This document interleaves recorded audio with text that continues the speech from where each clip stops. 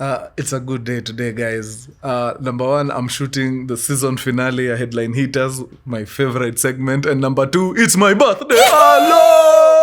Oh my God, it's my birthday. Nasikia fiti. Oh man, yeah. Send flowers, guys. Now, kuna kitu nimekuwa, unajua ukisha grow a year older unaanzanga kufikiria mazee, what more can I do? Na kuna kitu nimekuwa nikitoe naye sana wakurugenzi. Kama wewe ni mtu unanijua vizuri, you know for a fact that kama kuna kitu waga inanibamba is knowing how things work.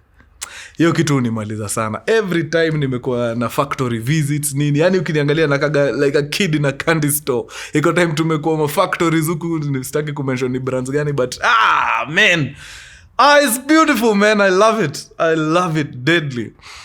Imefanya maze nimeanza kufikiria ama nifungue tu channel ingine ya kuendaga tu kwa kuona tu vile vitu zina work. Tunatoka hapa tunaenda kampani ya Sweety, tuone tu vile ina work. Inatokaje kwa sukari hadi ile kitu tunakula. Tutoke hapo tuende hata airport, tuingie huko tuone airport operations nini, Najua hizo ni vitu zinaweza bamba watu kadhaa. So hebu niambieni hapo kwa comments kama ni kitu unaweza kaa chini watch. Would you sit down and watch an episode of how things work? Ama hiyo tu ni kierere mimi niko nayo peke yangu? Niambieni kwa comments, nitashukuru sana. Juu story mazee, juzi tumekuwa depot ya Shell. My friend, unajua si tunaingia tu petrol station, tunawekewa mafuta kwa tank na tunaenda. Ushaika chini ukajiuliza hiyo mafuta before ikufikie waga imepitia wapi? Na imefanyiwa nini? Hatujuangi. But the thing that fascinated me the most, ni vile wase wako serious na story ya security, man. Nilikuwa nafikiria State House ni ngori, unafaa uende kwa depo ya Shell. Kwanza ukiingia tu hivi na gari yako, kuna place unaambiwa hapa no petrol engines beyond this point. So unatupa gari yako huko, unashuka hapa, unaenda unaingia kwa karoom fulani hapo ka checks peke yake. Kuna madam hapo very passionate. Sijaona mtu wako passionate hivyo na kazi yake. Ndio nini security hapo, first point of security. Munapigwa briefing ingine ya kimataifa hapo. Simu nini, wapi assembly ya fire nini, uko maji, hebu kuja puliza hii kitu tusikie pombe. Jesus. Ili ni fascinate sana. Na nikaget kulan, man, kuna vitu si take for granted hapa nje, but atufai. Kama hii story kwa petrol station unaonaga simu imechorwa hapo, imekansoliwa, ufai kuwa na simu kwa. Ushajiuliza mbona? Man, safety measures. Mali kuna that much fuel is potential for disaster. Na hizi vitu zote nilizilania Shell, man. Mpaka wakati lori inakam kuoffload mafuta kwa zile tank za petrol station, after Shell ndio naanza kuona watu wengine wanaleta tu lori bus nini zinawekwa na mafuta man, Shell before anything else lazima sijui mafire extinguisher zipangwe hapo mbele. Niko sure hata mjai notice hizi vitu. Hebu siku moja angalia lori ya Shell ikikam kumwaga mafuta kwa petrol station, wana cordon hiyo area yote na makamba sijui gani hizo, mwenye anapanda huko juu ako na harness, yani inakaa movie, man. Man, it's crazy. It's and I love it. In fact, mi nimeingia tu box yao juu ya vile tu wana handle hiyo kitu. Kuna tu nonchalance iko na watu wengine huko nje yenye sasa nikifikiria hivi naona hapana. So juu ya story mazee nilienda nikaangalia. Hii Shell wamefanya hii shughuli yao deadly hivi ni kwa nini? Wadao. I stumbled upon a story that happened somewhere off the coast of Scotland. Inaitwa Piper Alpha. Ni place ya kudrill mafuta zenye zinakuaga huko deep sea. Na mazee mangoringori zili happen hapo jo, ndio nikaona the sheer magnitude of playing with fuel. Sit back!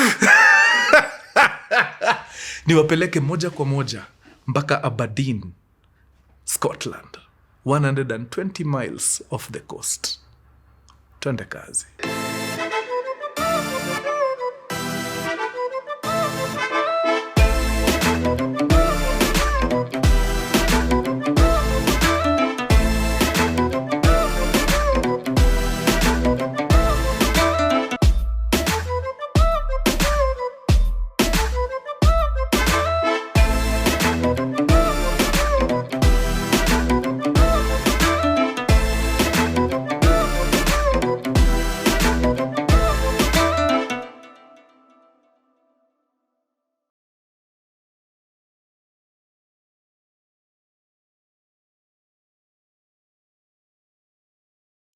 Wakurugenzi! My man, headline hitters na kama K. When you see Mkurugenzi in the building, you just know he's got the juice, man. Wangwana, leo nataka niwapeleke Europe, jo. Ni kitambo tangu tuingie hizo area za UK, eh? Now, pale UK kuna place inaitwa Aberdeen. Aberdeen is a town, is a city in Scotland. Aberdeen iko kwa shores. Na hizo shores ni shores za the Great North Sea. 120 miles deep into the ocean, kuna oil rig imesetiwa pale. So unajua vile watu waga wana mine mafuta hapa kwa land, kuna wengine wanaimine wapi? Kwa maji huko deep sea. So wametengeneza oil rig safi sana, imeshikiliwa hivi na columns nini, then the entire rig iko hapa juu. It's like a small city, you guys. Manze, hiyo kitu ni massive deadly, na wana pump wana mine inaitwa nini, gas, LPG, liquid petroleum gas.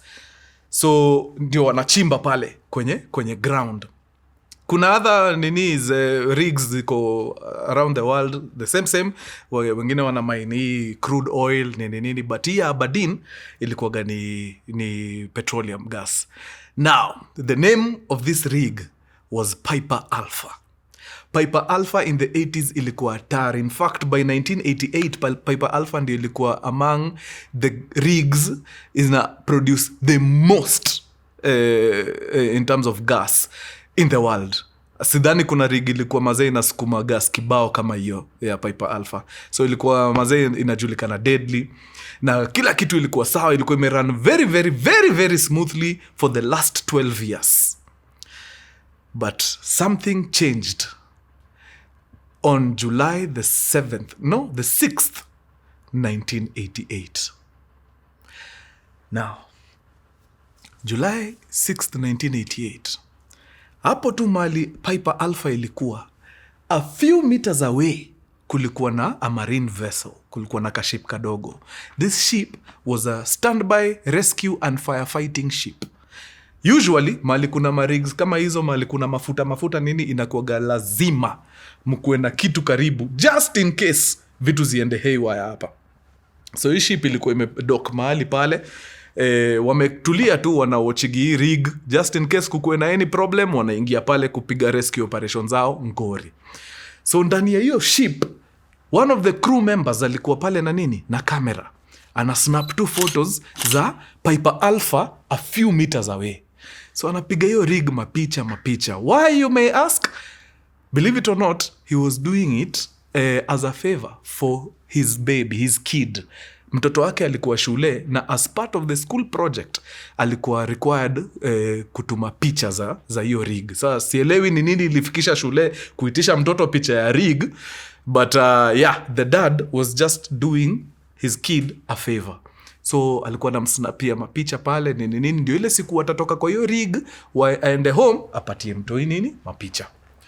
Now, the father mazee akiwa kwa hiyo ship yake, ako tu shughuli zake, ana snap.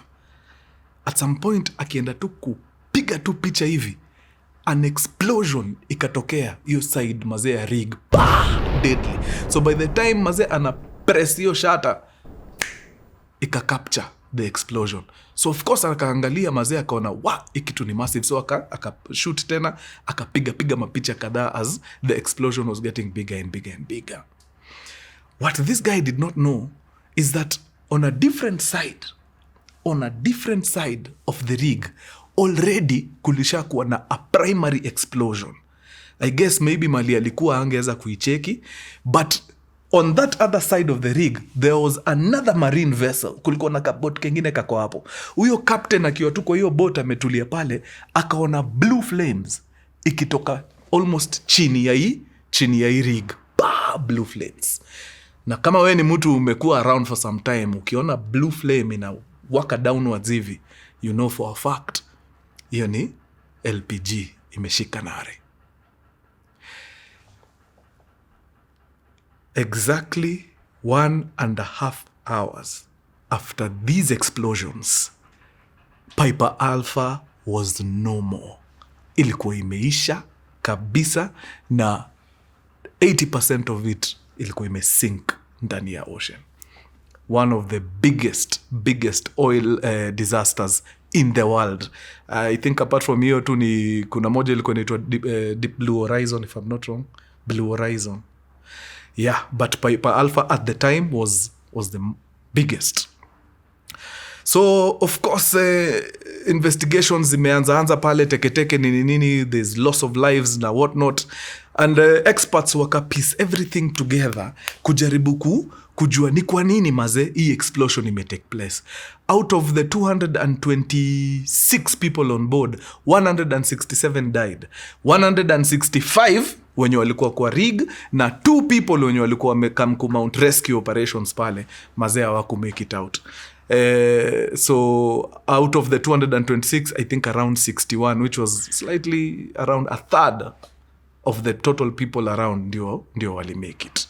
So after experts wamekaa chini wamepiga uchunguzi wao, ikabainika ya kwamba it was a series of events that ended up being this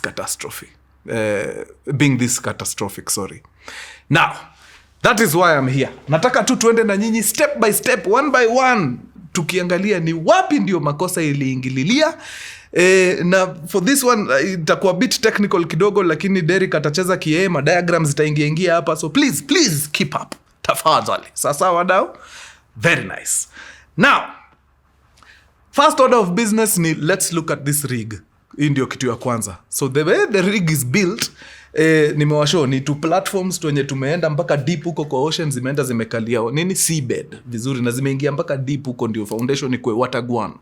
Then hizi columns kikama hivi juu zinaekelewa sasa the platform where everything mazee imeshikiliwa. So this platform of ours is divided into 4 modules. Okay? Module A, Module B, Module C and Module D. Okay. Paka hapo tuko sawa, picha ndio kwa screen. Very nice. Tukuje hapa Module A. In fact, hata nitumie simu yangu kama no, actually simu naona hiyo picha kwa screen. Hapo Module A, hapo ndio kuna nini? The drilling equipment. Simu naona hiyo kitu imepanda hapo juu hivyo kwa Module A. Hapo ndio sasa zile equipment za kuchimba ziko. So the drilling is done hapo Module A. Then next to Module A kuna Module B. Once you have drilled, ile oil si imekuja juu, si oil in this case ni gas. Ile gas si imekuja juu. Ikikuja juu inaingia Module B. Because it is at Module B where separation takes place. So hii gas inaseparatiwa into natural gas and liquid petroleum gas. Paka hapo tuko sawa? Very nice. So Module A is the drilling. Module B is where after the drilling oil imepelekwa pale Module B, separation takes place. Separation ikitake place, Module B inasukumwa wapi? Module C. Now Module C, what happens ni once we have separated this thing hapa Module B, natural gas inaenda mali inaenda, hii liquefied petroleum gas ndio tunataka inapelekwa Module C. Pale Module C, something called compression ina happen Module C. So compression ndio process ya kutoa hii gas kutoka hapa Module C kwa pipes teketeke mpaka the coast of Aberdeen.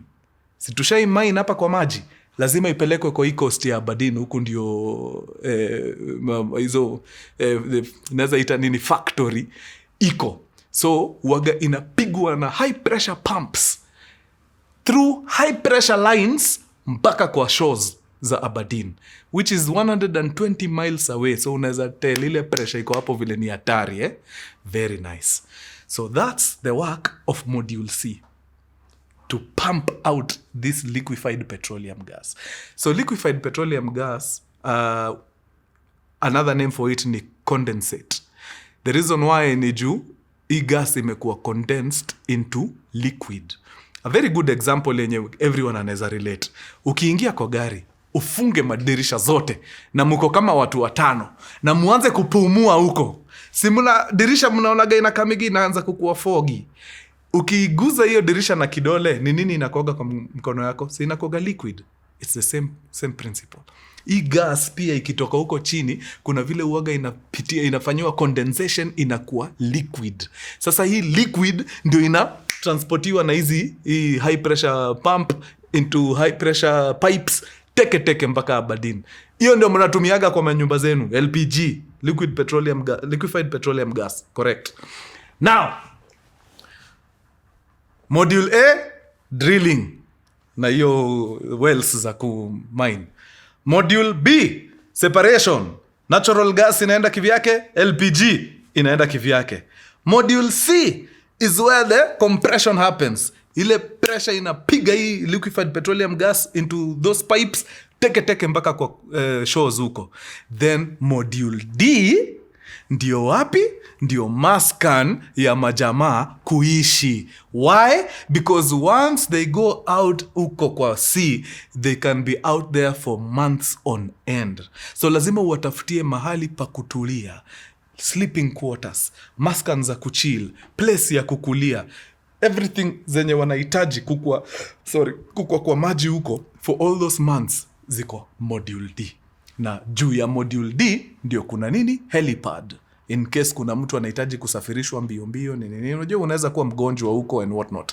So helipad iko hapa juu, then the living quarters, maskani ya kudishia, kuna mpaka ka holding area just in case mambo inuke huko, mambo iharibike. Kuna ka holding area mnaweza jifungia ambayo ni fireproof just in case things go haywire huko kwa well.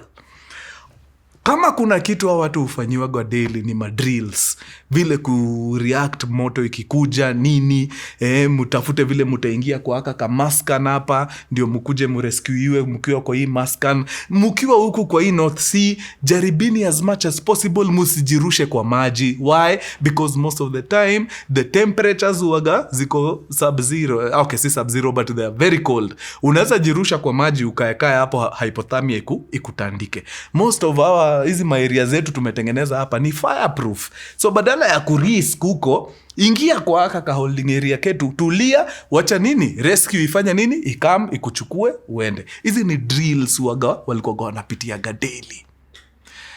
So everything is okay. 6th of July 1988. Maintenance crew wameingia pale. Wako wapi? Wako module B. Wako module B kwa nini? Sorry, wako module C. Makosa ni yangu. Wako module C. Why are these guys at module C? Because pale module C ndio nimewaambia ile compression waga ina happen. Pressure inapiga ile gas, inaingia kwa zile lines, inatumwa mpaka huko kwa coast. Si hiyo mnakumbuka? Very nice. But now hizi pump ambazo zinasukuma pressure ya kupump out hii LPG, moja iko na ngori. Ni gani? Pump A. Pump A iko na ngori kwa kitu inaitwa pressure safety valve, PSV. Pressure safety valve ni nini, you may ask? Now, anytime you're dealing with a pump ambayo kazi yake ni kusupply pressure, you need a PSV. You need a pressure safety valve because hii pump, the more pressure inaenda ikisupply, inaweza fika mahali upate imepiga pressure nyingi than inahitajika. Na anytime you subject anything to a lot of pressure, lazima kutakuwa na damage. Lazima. So hata hii system ya watu ya kupump out hii gas, ile siku mazee pressure itakuja mazee izidi, hizo mapump zote ni hivyo zimeenda like machine hapo, tunaharibu kila kitu. So to prevent that, hizi pumps ziko na hiyo kitu inaitwa pressure safety valve ya kupimaga ya kutoa hii pressure just in case hii pressure imezidi. So ikidetect, sababu it's automatic, ikidetect this pressure is too much, ina release pressure, inatoka. Ikishatoka, ikishafika ile level wana feel hii pressure sasa iko safe, inarudisha, ina close hiyo valve ndio iache ku release pressure na the process continues. So now on this night, actually it was around 6 in the evening, the maintenance crew wana work on pressure service valve, pressure release PSV, pressure safety, pressure safety valve ya hii pump A. In case pump A iko out of commission, Haimaanishi biashara imesimama. No, sababu hapo tu kwa hiyo module C kuna pump B. So we have two pumps, pump A and pump B. Since pump A is under maintenance, si pump B inafanya mambo yake. Very nice. Wakaendelea kufanya maintenance yao teketeke, wakatoa ile pressure safety valve, wakaangalia, lakini saa 12 ikafika. Na si mnajua mzungu waga achezi na hours za kazi. 6 ikigonga, haijalishi ni nini ulikuwa unafanya, shift yako imeishia hapo. So 6 ikagonga, pap, ikakuwa okay. Hii pressure safety valve hatuwezi endelea kuiangalia, tutakuja kuendelea na hii shughuli kesho. Wacha tufungie kazi hapa, tuende to retire to our staff quarters pale module D until tomorrow. Si hiyo iko sawa? Hiyo iko sawa. But hatuwezi acha hii mashini hivi na tumeifungua. So standard operating procedure inasema ya kwamba once you have removed the pressure safety valve, you need to seal that pipe completely. Kabisa ndio isitumike. Sababu unaona pressure safety valve umetoa. Ukikubali hii pipe iendelee kutumika, je ile siku pressure itazidi? Hakuna kitu ya kuiregulate. Si hivyo ndio tumeharibu equipment. So seal that pipe. Na wanasiligi na ka plate fulani kachuma. Hiyo plate unaiwekelea kwa pipe hivi and you bolt it around. Unaibolt. Kuna mabolt no hivi. Kama taya ya lori vile inakuwaga, hata ya gari tu, but ya lori ndio the best. Tunaonaga taya ya lori inakuwaga na mabolts round hivi kwa taya. It's the same principle. So unawekelea hikyo kichuma hapa, then you bolt around it. So wakaenda wakachukua hiyo chuma, wakaiweka ndani ya hiyo nini, and they bolted the thing. Lakini for some reason hawaku bolt na ile pipe na ile wrench. Unajua kuna ile wrench una bolt inaingia vizuri. Walijiambia since pipe B iko in operation, wacha tufunike kidogo, ile tu kiasi na mkono mpaka usikie ni kama inakaza. Bas, tuiwache sisi tuende tushughulike kesho, tumalizie hii pressure safety valve, tukuje tutoe hii plate, turudishe pressure safety valve na biashara iendelee as usual. So that's what they did. Walifunga hiyo plate na mkono hivi. Unajua mkono yako haina torque sana. So wakafunga na wakaondokea, wakaenda. That was 6 p.m. on the 6th of July 1988. Si hiyo shift ingine imeingia kazi. Wamekuja wamepata nini? Ile pump ambayo ina operate ni pump B. Na ina operate vizuri kabisa. So hakuna hata mtu alibother na anything else, au waliendelea na business as usual. So wako pale, kuna mjamaa kwa control room ako hapo just in case kukuwe na any warnings, any alerts, ako hapo. Other people wanaendelea huko kwa quarters. The majority of the people wako huko. Wale watu wamebaki wakifanya kazi a little over 60 ndio wamebaki wakipiga hiyo night shift. The other 160 something wamebaki huko wakijibamba, wengine wamelala, wengine wanakula. Washamaliza shughuli zao. So everything was going on very well until around saa 3:35. Ule mjamaa amekaa kwa pale kwa control room, akasikia alert. Kitu imeanza kugonga. Akaangalia, akapata kuna hitilafu. Hitilafu iko wapi? Mnakumbuka ile pump yetu yenye ndio imebaki? Pump B imeanza kufail. Now, what is the problem when pump B fails? When pump B fails, inamaanisha, nitawarudisha tena kwa zile modules zetu. Module A, drilling, inatoa gas kutoka chini. Module B, separation ya hii gas LPG na natural gas. Module C ndio ile pump inatuma hiyo liquid LPG huko kwa coast. So wakati hii pump haifanyi kazi, inamaanisha ile gas haipigwi, haiendi huko coast. So what happens ni inajaa kwa hizi tank. Unajua ikitoka kudriliwa, ikisha separatiwa, kuna tank waga inaingia. So hapa kwa hii tank ndio waga inatandikiwa ikienda. So msipoitandika iende, hii tank inaanza kujaa. My friend, hii tank ikijaa kabisa, operation zote za hii rig zinakatika. Hivyo ndio kitu wamedesign. It's a safety mechanism, ndio kusikue na blanda. So hii tank ikijaa, rig mzima inazimika. So Jamaa akiwa kwa control room akaanza kunotice pump B iko na problem. Nisiposhughulikia hii pump B, hii tank itajaa na rig mzima itazima. So akapigia kikosi akamwambia, oya, hebu kimbieni pale kwa pump B, naona ni kama inaleta ngori, muangalie shida iko wapi. Majamaa wakakimbia kwa pump B teke ngori. Kufika kwa pump B wana discover hii itahitaji kazi. So what do? We need to switch it back to pump A. Okay? Sawa. Alright. Hebu angalieni kama tunaweza switch it back to pump A. Wakaenda mahali kwa room, mahali kuna hizo documents. Wakaenda wakatafuta document ya maintenance ya pump B, pump A, wakaitoa. Hiyo nini inaitwa permit to work, PTW. Wakaenda wakatoa hiyo permit to work, wakaisoma.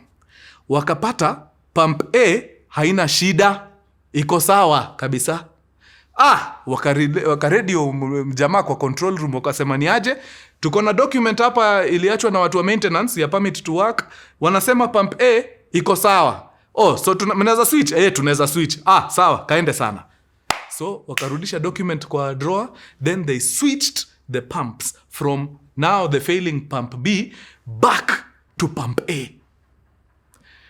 Wangwana, mnakumbuka hii pump A ilikuwa inafanyiwa maintenance? Mnakumbuka hii pump A ilitolewa nini? Ile pressure safety valve. Kwa nini ile sheet inasema tunaweza rudi pump A? Si hapo kuna itilafu. But there's a redundancy system. So imaanishi mambo imepotea hivyo. Inamaanisha watu wakirudisha hii kitu pump A, wakijaribu kupump ile kitu haitaenda. Sababu gani? Pipe imefungwa na ile plate. Mnakumbuka ile plate niliwaambia inafungwa mpaka na bolts. Kuna hiyo plate imefunga pipe. So wakirudisha back to pump A, itafikaga hiyo pressure na mafuta itakuja na the gas itakuja ifike kwa hiyo plate, ipate kuna plate hapo, so haitapita. So ama jamaa wameendelea, wameshikanisha, tumetoka pump B tumerudi pump A. Iko sawa, switch on the pump. Pump imeanza kazi. So first order of business ni kufanya nini? Unapiganga pressure kwanza before uconnect line ya LPG. So wakapiga pressure kwanza, pressure ikapigwa ikaenda. For some reason ikapita tu ikaendelea. So waka-connect nini? Ile pipe ya LPG. Sasa hii pressure inapiga hii gas, hii LPG ikielekea. Wow. Si hiyo maintenance imeisha na wamerudi shughuli zao. My friend, it does not even take 30 minutes.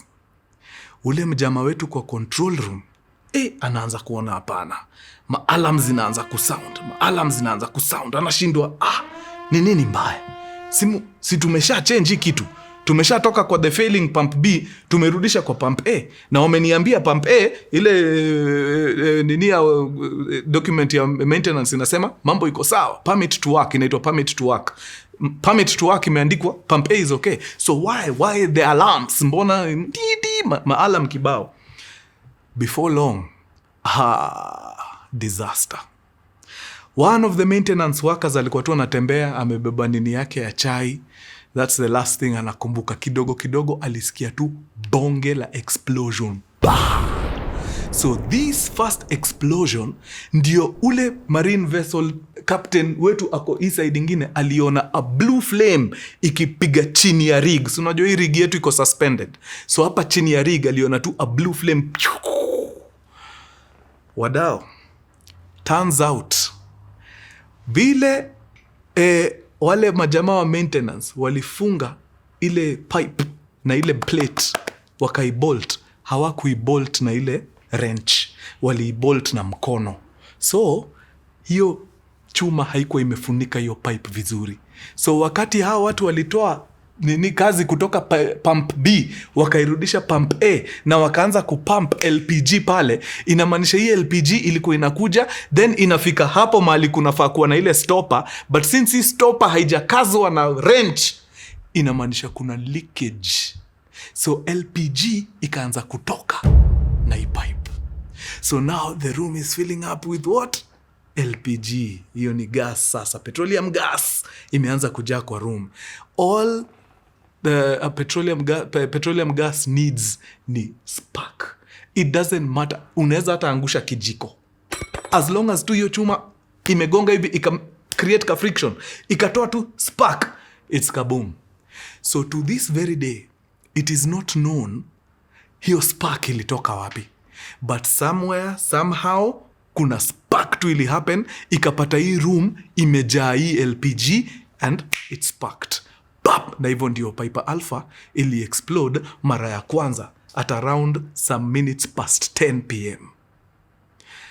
Hey, wanasemaga when it rains it pours. So now the explosion may happen. Let's come back to our modules. Modules zetu ni ngapi? Ni 4. Module A, Module B, Module C, Module D. Module A is the drilling. Module B, hapo ndio separation ina happen. Natural gas inaenda njia zake, liquefied petroleum gas inasukumwa wapi? Module C. Module C ndio compression ina happen, meaning pressure inakuwa introduced ndani ya hii through a pump. Hii pump inachukua ile liquefied petroleum gas inaisukuma ndani ya high pressure pipes, tik inaisukuma mpaka huko kwa nini. But between the modules kuna maukuta. Hizi ukuta zinaitagwa firewalls. Now, the firewalls in between the different modules ni fireproof. In the event that kuna moto imeanza module C, kama hii ya saa hii, haifai ipite, haifai ispread to any other module, inafaa tu ikwamia hapo module C, mudeal nayo hapo, mumalizane nayo. That's why walitengeneza nini? Fireproof firewalls. Wangwana, kitu watu hawakuwa wameanticipate ni ya kwamba despite the fact that the firewalls separating the modules were fireproof, they were not explosion proof. Unaanza kuona vile mambo inaenda ikiharibika doli? So what happened ni immediately ile spark iliintroduciwa pale. Sahi LPG imeleak kwa module C. Ile spark ikaintroduciwa. To this very day we don't know how the spark was introduced. Could be anything. Maybe ni mtu aliangusha kitu ikatoa spark. Maybe kuna mtu alikuwa na sigara mahali. Maybe kuna mtu alikuwa na mobile phone, although I highly doubt it sababu mobile phone sidhani ilikuwa 1988, but huko ni Scotland, wazungu mambo yao ni tricky. It is not known hii spark ilitoka wapi, but hii spark ilipata hiyo gas na hiyo gas ili explode. So when the gas exploded, of course debris from inside module C ikakuwa thrown all over. Our firewalls are fireproof, but they are not explosion proof. So when the debris was thrown all over the place, hiyo debris ilienda ikagonga nini? Firewall. Kugonga firewall ikaharibu hiyo firewall. So now the debris was transferred from module C to module B. Tuko sawa mpaka hapo? Turudi tena kwa zile module zetu. Module A, drilling ndio ina happen hapo. Module B, separation. Natural gas inaenda kivyake, LPG inapelekwa module C. But now our module C has exploded. The debris has broken down the firewall. So now the debris is hitting the tanks at module B where the separation is happening. So inatandika tanks ambazo ziko na ile mixture ya natural gas na LPG. So immediately debris inatandika hizo matank, inapuncture hizo tank, na hiyo action ya kupuncture of course ina create nini? Spark. So now you have introduced another spark kwa LPG mixture iko module B. So a huge explosion happens. Now, it is this huge explosion that ule jamaa wetu ako kwa the secondary ship mwenye alikuwa anapigia mtoto wake picha. Hiyo ndio aliona. Sababu yeye hakuona the blue flame, aliona hii flame fireball kubwa iko na a lot of soot na nini. So, yeye aliona the second explosion, but the boats ni mbili. hii ya huyu mtu wetu anapiga picha na kuna boat ingine iko this other side. Huyu wa huku aliona the blue flame, so yeye aliona the primary, the first explosion. Huyu wa hii side akaona the secondary. Ndio hii sasa module C and module B are on fire. Panic ime-engulf the entire rig. Kumbukeni 200 and 61 plus 165, yani 226. 226 people wako kwa hii rig. 226. A majority of them walikumbuka drill. Drill ilikuwa inasema try as much as possible to avoid diving into the water. Sababu hii maji kwanza sasa hii mausiku ni baridi kuruka. Hizi maeria tumewaekea hapa. Jaribini muende muingie huko ndani sababu hizi maeria ziko fireproof. Okay? So a vast majority of the 226 people on the rig walienda wakajifungia wapi? Kwa hizo maeria zenye waliambiwa wajifungie. Au wanafuata zile procedure waliambiwa. A few of them ziliwapata wakiwa shughuli. Na a few ni kina nani? Ni the people wenye walikuwaga kwa shift tayari. Mnakumbuka kuna kikosi ya mtu 60 something walikuwaga shift hiyo ya usiku. So hizo explosions ziliwapata wakiwa random places kwa hii rig. So sasa hapa ni miguu ni ponye. Kuna mjamaa aling'ang'ana, akakang'ana, akafika mahali akajipata haya. Huku nyuma mahali nimetoka ni moto. Hapa mbele yangu hakuna ni ile rail maji. Akasema mtu yangu, sababu mimi nimeonja hii joto inatoka kwa hii moto, wacha nijaribu baridi pale chini. So alipanda tu rail and he jumped into the water. At this particular time, ile ship ambayo iko na ule mjama wetu anapiga picha za mtoto wake wa shule, niliwaambia it's a fire and rescue ship. Hakuna kungoja, ishaanza kukam. So ule mse mwenye aliruka into the water alikuwa among the first to be, in fact he was the first to be rescued. So ile sheria ambayo waliambiwa avoid jumping into the water, kumbe hiyo ndio kitu wangefaa kuwa wanafanya. So I guess a couple of people walipick cue from this guy na wakangangana design, wakaenda wakafika pale kwa hiyo rail na wakajirusha overboard. So walikuwa wanaruka wanaokolewa. But the vast majority wameenda wamejifungia wapi? Pale kwa zile chambers. Na wako confident juu ya the fact that hapa mambo ni fireproof, so tutaokolewa. But they overlooked something very crucial. One, hawakujua hii moto itaspread. Hawakujua.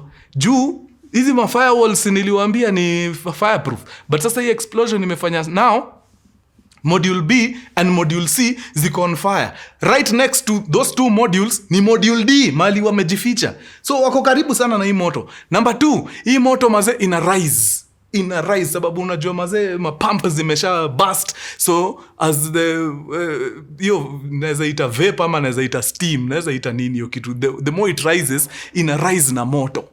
So mounting a rescue operation ya kukuja kuwasaidia through helicopter, it is impossible sababu sasa moto imeshaanza kurise, imepita mpaka hapa ndio helipad iko, moto iko huku inaanza kukuja mpaka hivi, ni noma. Helikopta iwezi. So wale watu wako na chance ya kusaidika ni hao watu wanaruka ndani ya maji. So wase kadhaa waliruka kwa hiyo maji. I think around 70 ama 66 people jumped into the water. Na walikama wakakuwa rescued one by one. But wakiwa ndani ya maji walikuwa wanafikiria wamepona, mambo iko sawa, tunaweza elekea. That was true for the majority wenye waliingia kwa hii ship ya kwanza. But there was a secondary boat that came. And I think this secondary boat ni ile boat ilikuwa hii side ingine ambayo captain aliona moto ya blue. That was a smaller boat as compared to ile ya ule mjamaa alikuwa anapiga picha. So this secondary boat ilikam ikazunguka mahali watu wengi wanarukia, ikakam ikajiposition hapo. So wase wakaanza kushuka ndani ya maji na watu a total of 7 people wakajump kutoka kwa platform huko into the water. Jamaa wanawachukua wanaweka kwa hii boat. But kumbukeni bado ile rig yetu inafanya nini? Inachomeka. Okay? So something happens. Oh my God. Nakwambiaga, when it rains, it pours. Derek, rudisha hiyo picha ya hiyo platform hapo kwa screen. If you look closely, our source of fire ilianzia hapa, mahali munaona imeandikwa module C.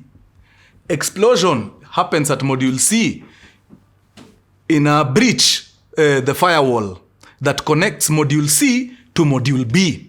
So now the debris has gone into module B. The debris has hit the tanks at module B. Now module B has exploded. So module C and module B are on fire, vibaya sana. But there's something that usually happens at module B. At module B, mahali tu platform imeishia, hapa chini, hapa. Kuna kitu inaitwa the diverse platform. What is the diverse platform used for? Wakati uko na rigs kama hizi zinafanya kazi underwater, zinachimba mafuta na gas underwater, kuna need for constant maintenance. So there is a group of divers wenye kazi yao ni kupiga mbizi huko ndani. They dive underwater, wanaenda waki-inspect the entire rig mpaka huko chini kabisa. So these divers wanakuwaga na platform yao iko hapa chini. Si ndio hii B, module B. Hapa chini ya module B, there's a platform. So this platform is where wanakujanga, wana equip themselves, wanabeba equipment, nini, all the gas they need, nini. Then they dive into the ocean using some special equipment. Wakona equipment zinaitwa submersibles. Unaingia ndani, inashuka na wewe mpaka huko chini kwa seabed. Now, this diverse platform haijatengenezwa like your regular floor. It is not sealed. It's grated. Niwe explain grated aje. So badala ya ikue floor complete hivi, ni wire netting. Ni kama net, ni kama actually wanaita grate, it's grated juu iko na hiyo feature ya grater. Ni kama actually ni kama kukanyaga hii wire ya chain link. Inaitwa chain link. But chain link si the best juu hizo shimo za chain link ni kubwa sana. Hizo shimo zake si bigi sana. Derek, utawekea picha ya hiyo grade, niko sure utaipata mahali hiyo nini. So basically iko na mashimo, like unaweza mashimo liquid inaweza pita, haijakuwa sealed. Okay, so now after debris hits the tanks at module B, si tank ndio iko na ile liquefied petroleum. So hii liquefied petroleum ikisha mwagika kutoka kwa hizo tanks, ilikuwa inafai roll ikuje ingia hapa kwa hii platform hii. Na hii platform tumesema haiko sealed, iko na spaces like liquid inaweza pass through. So had this liquid dripped onto the platform, ingepita through, which is exactly what happened. The liquid dripped onto the platform. But on this particular day, ndio kwa maana nawaambia, when it rains, it pours. On this particular day, divers walikuwa wanajipanga kuenda raundi. I think the following day or something. So, right before, uwaga wanawekelea rubber mats hapa juu. Ndio wakikanyaga, isikuwe nika wanakanyaga hiyo the grated whatever. Mkiwa na picha mtaelewa hiyo place. Ni place ukiwa bila viatu ukanyage is uncomfortable. Juu ni net, ni kaki net hivi. Mnaona picha ndio hiyo. So uwaga wanaeka a rubber mat ndio ikue hata comfortable kukanyaga, sababu unajua mtu wa divingi na viatu. So unajua ukidive unakuwa umevaa tule tu flippers.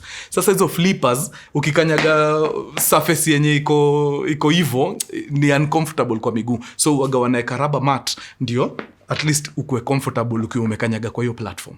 So on this particular night, as this tank is exploding, there's rubber mats on this platform hapa chini. So as the liquid is falling onto the platform, it's not going through it into the ocean, in a settle hapo.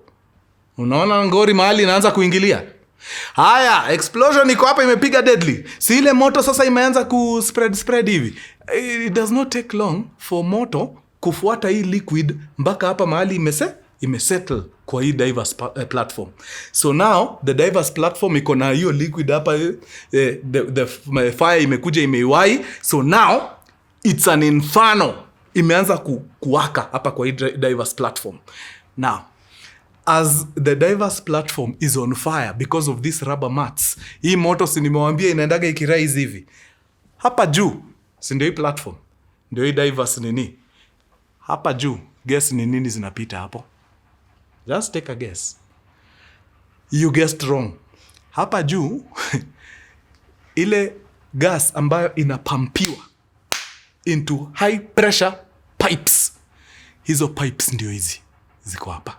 So as this platform down here is exploding, this fire is rising, it's hitting the pipes upper just above the platforms ambazo zinatumika kutransport the LPG uko coast, na ni high pressure. Ebu imagine ni pressure gani hiyo unahitaji kugonga LPG 126 miles away iende mpaka the coast of Aberdeen. Ni pressure ngori. Wanasema it is a pressure of 120 atmospheres, which is 70 times what you put in your car tire. Ni pressure ngori. So hii moto iko hapa kwa diverse platform ikaanza kuchoma nini?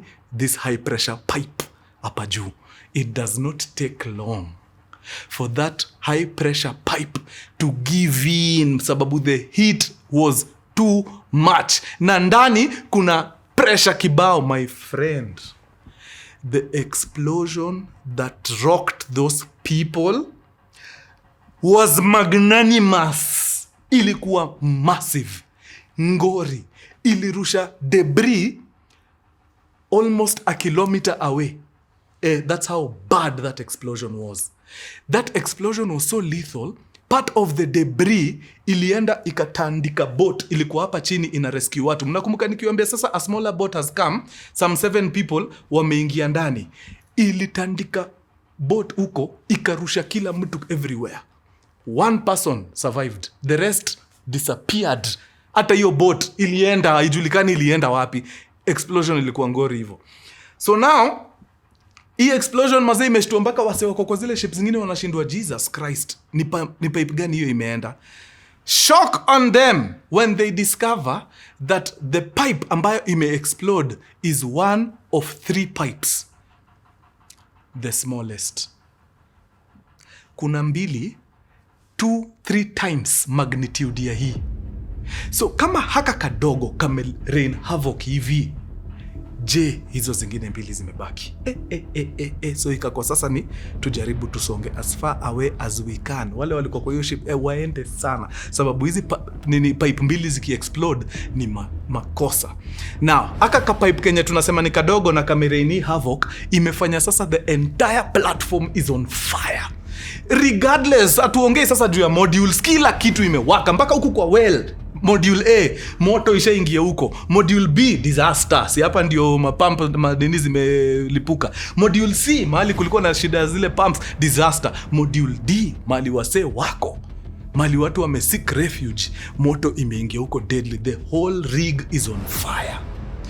Manze, after a few minutes, juu fire imewaka kwa rig yote, ikashika one of the 2 big pipes remaining. Oh my God, Jesus. Let me tell you the explosion. Oh yo. Hiyo explosion ilikuwa massive. Wanasema maze, because of that explosion there was a mini earthquake. Juu ya hiyo explosion, it was massive. Na bado, that was one of 2 pipes remaining. So wase wako pale ndani ya ile mali watu waliambiwa waende wakae pale module D. Walikuwa pale mazee na hopes ya kwamba rescue inakam, sababu hakuna design moto inaweza ingia huko ndani. Lakini mazee hapa vile hii kitu imechomeka, the heat is just too much. Like hata kama hamchomeki ndani juu ya hiyo the open flames, the heat ni kama kuingizwa ndani ya furnace ukiwa kwa kitu imelokiwa. Yani ilikuwa ni deadly, the heat was too much. I don't think those guys survived 30 minutes ndani ya hiyo box. So after a little after 11 p.m. the final pipe ikapatikana. Manze, sasa hiyo ndio ilikuwa ile the last nail on the coffin. That pipe blew up so bad, the support structure zenye zilikuwa zinashikilia hiyo platform zikashindwa kabisa kushikilia kabisa. So hii place yote wasee walikuwa wamejificha ika tilt juu platform mguu moja imesha give in. Zile macranes zinatumikaga huko mazee huko kwa drilling nini, pia hizo zimelemewa, zimeanza kutilt. Before long the entire platform imeanza kutilt to one side. Ikishaanza kutilt to one side inamaanisha hizi places watu wamewekwa za kuchill nini, their sleeping areas zimeanza kuslide na kidogo zote into the ocean. The entire rig ikakuja tu ikifuata 80% of Alpha Piper ikaingia maze ikasink 180 meters if I'm not wrong into the ocean. So sasa ni zile support structure tu zimebaki and nothing else. What a disaster guys. What a disaster. Na hii kitu yote maze wangejaribu kuimitigate, wangejaribu kama tu a series of procedures zingekuwa zimefuatwa, lakini inakushow vile when you're dealing with highly flammable substances kama gas and fuel, one small mistake maze inaweza kucost a whole lot. So now Piper Alpha is no more, imesink iko ndani ya maji together with over 165 people. 2 people wenye walikam kusaidia na rescue walipatikana na one of the blasts. Poop, hata hao mambo yao ikaishi hapo. So walitandikwa na ile boat. Mnakumbuka ile boat yenye ilipotea? After wamerescue watu wa 7 hivi, ile explosion ikawai, hiyo boat hao 2 people walikuwa hapo. So now 167 people dead. At least 61 wamekuwa rescued, wako kwa ile boat ingine, au they live to tell the tale. So now it's investigation time. Tunafika aje mpaka tunapoteza an entire oil rig? What happened? So now they start piecing maze vitu pole. Na ilikuwa ngumu sana sababu most of the people wenye walikuwa wanashughulika they died in the inferno. So sasa maze ni kuangalia any other evidence kuona ni nini maze wanaweza do wapate the cause of this blast. And it was hectic for them until 88 days after the disaster. What happens on day 88 after the disaster? Manze walituma submersibles huko chini maze for weeks, wamekuwa wakijaribu kungangana kutafuta ile platform ilianguka huko ndani nini, na after 88 days walikuwa able kuiraise. So waka raise platforms zenye wasa walikuwa ndani nini, ofisi zingine zilikuwa ndani ya hiyo platform. So once wali raise wakaenda wakaipeleka kwa ship, wakafungua ndani, ndio waliweza kukagua vitu ndani ya hiyo platform yenye iliraiziwa. Walipata 88 bodies ndani. So hizo 88 bodies kwanza zikatolewa. Believe it or not, yenye kitu ilikuwa imetengenezwa design nyingine deadly. The documents that were inside this platform hazikuban. So these guys were right. Hii kitu ilikuwa fireproof. Lakini maze kuna level fulani ya moto ikifika hamwezi survive. Alafu pia smoke iko na design ya kusip into funny crevices. So most of those people were dead in a smoke inhalation na nini wakaenda. But the documents were very intact. The investigators go through the documents maze with a fine tooth comb. And after a couple of days, they discover the culprit. So nataka tuende step by step muone malingori iliingilia. Okay? Haya. I'll take you back to the modules. Napenda kurudia hivi ndio kesho uko unaimba kama wimbo. Module A, drilling happens there. Module B, hapo ndio kuna zile chambers za separation.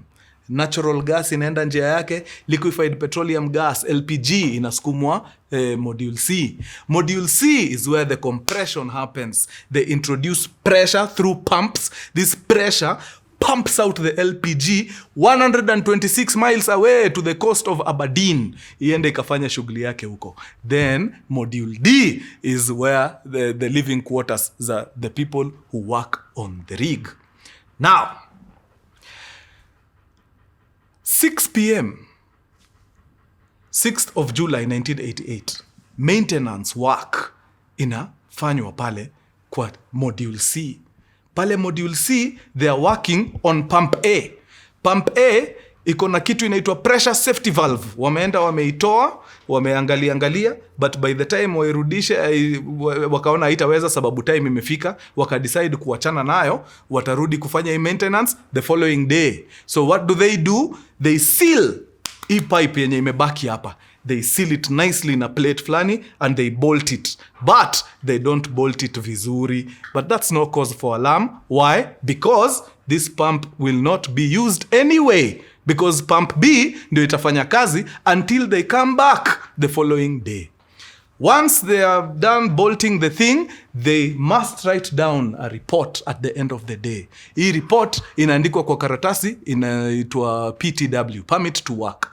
Wanaenda kwa PTW, wanaandika the pump A is very okay. And they file that permit to work document. Are they wrong? No, they are not wrong. The pump is very okay. What is not okay is the pressure safety valve. Now, this pressure safety valve is not located at the same place where the pump is. Pump iko hapa, pressure safety valve iko huko. So hii pump iko sawa, pressure safety valve iko pale, wanaenda pale mali pressure safety valve iko, wanachukua PTW ingine, permit to work document. Wanaandika pressure safety valve missing, sababu wanafaa waifanyie nini? Maintenance. Nao makosa inaingilia hapa. Just because these two components are in different places, they don't file the papers together. Wana file paper ya pump hapa, the pump is okay. They file the document for the pressure safety valve at a different place. Okay? So now, fast forward to saa 3 usiku. Pump B is working normally, then it's not working normally. Then the guy at the control room ana radio anaambia waseni aje, pump B has a problem. So wale maintenance workers wanashuka Tekengori, kumbukeni hii ni shift mpya. Wale watu wa 6 walisha clock out wameenda. Sasa hii shift mpya wanakam, wanaenda pale wanaangalia, wanascertain, wanadiscover you are right, pump B is struggling. Can we switch back to pump A? We know there's some maintenance work that was happening today. Is it complete? What do? They go back to the room where people have filed the PTW, permit to work. They remove the PTW and they read it and it says pump okay, iko sawa. They do not remember to go and check if the pressure service safety valve is okay. The moment wanaona pump iko sawa, wanarudisha document pale and they give the guy at the control room the green light. Niaje, we can now switch back to pump A. Pump A haiko sawa sababu the pressure safety valve is off. Okay, aina noma. Because if the pressure safety valve is off, na hawa sewa maintenance wali block na ile plate, when these people start their pumps, it will just be a matter of minutes, ndio pia wagundue there's a problem. Why? Ile pressure yetu haiendi sababu pipe imeblokiwa. Okay? So wanasha pump. Wanangoja hapo wanaiobserve. There is no warning ya kuwaambia ile pressure haipiti. The reason why there is no warning is because pressure inapita. Why is the pressure going through? It's because the people who are doing the maintenance hiyo 6 p.m. badala ya kukaza ile plate na wrenches walikaza na mkono. Hii kitu mazee inapigwa na pressure. Kama hujakaza hii plate vizuri, hii pressure itapita. It will seep through. So pressure ilikuwa inapita katikati ya hii plate. Okay? So vile hawa sawa maintenance sahi wameona hatupati warning ya pressure ipiti, sio hawa wameendelea na shughuli zao. Kumbe they are pumping LPG into module C. Na haifai hivyo, inafaa ipite kwa mapipe ikienda Aberdeen. So now module C inajaa gas. Somehow a spark is introduced into module C. Whether it was someone smoking, whether somebody aliangusha kitu ika create spark, nobody knows to this very day. But what we know is that at around 3:35, a spark was introduced pale module C and the explosion was deadly. Explosion kuhappen, ikapata nini? Zile firewalls zimejengwa pale za kuseparate the modules.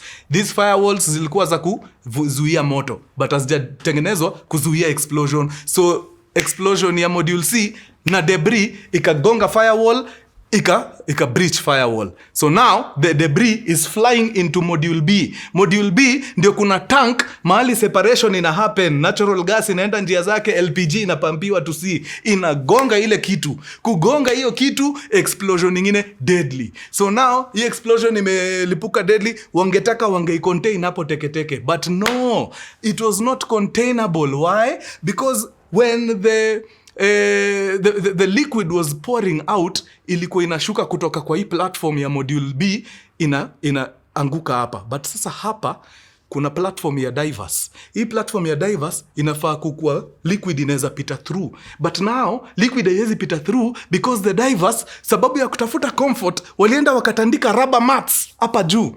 Sasa hizi rubber mats zinashikilia hii fuel ikianguka hapa. So hii fuel inaanguka hapa, ile moto ndio hii inakuja inashika hiyo fuel. Hiyo fuel ina rise. Rise inaenda inapata nini hapa juu? Pipes. High pressure pipes za kupump LPG kutoka kwa hii rig mpaka Aberdeen, 126 miles away.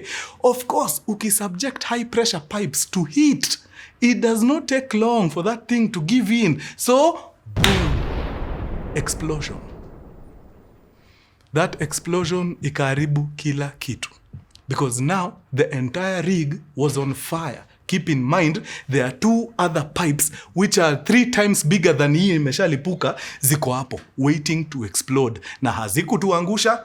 The first one goes off at around 10 something. The next one goes off at around 11 something.